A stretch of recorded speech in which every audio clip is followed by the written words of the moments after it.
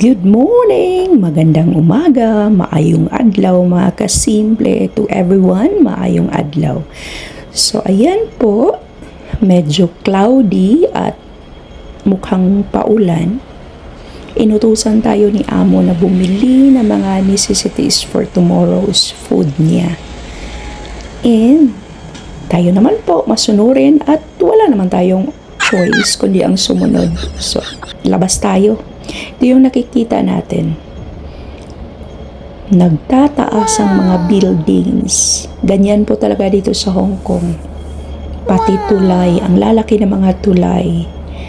Madalang lang po ang mag-traffic dito, not unless there's an accident. Pero madalas po talaga smooth po yung takbo. Sa laki ba naman at lawak ng mga tulay na yan, up and down po ang mga daan dito.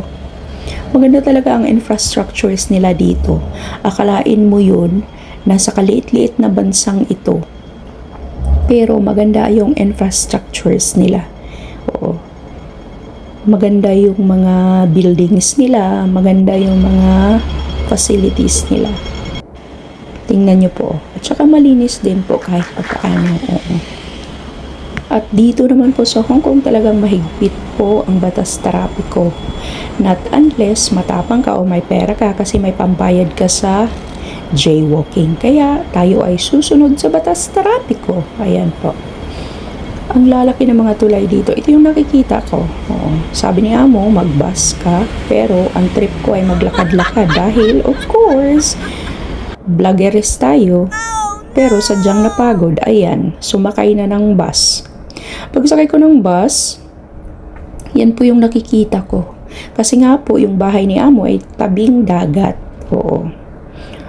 Kung pwede nga lang pong lumukso dyan para mag-swimming. Actually, pwede naman po.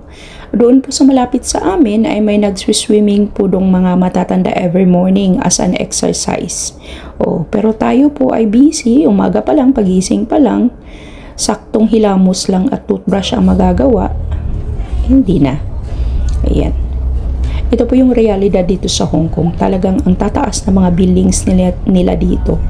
Pero, nakaka-amaze dahil walang lindol dito sa Hong Kong. Ayan po, yung makikita natin.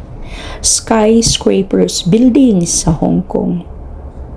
Wala lang, share ko lang sa inyo kung ano ba yung mga infrastructures na nakikita, na pwedeng makita dito sa Hong Kong. Marami rin namang magagandang tourist spots dito sa Hong Kong. Yun nga lang, dahil ako'y hindi gala, hindi ko pa napuntahan lahat.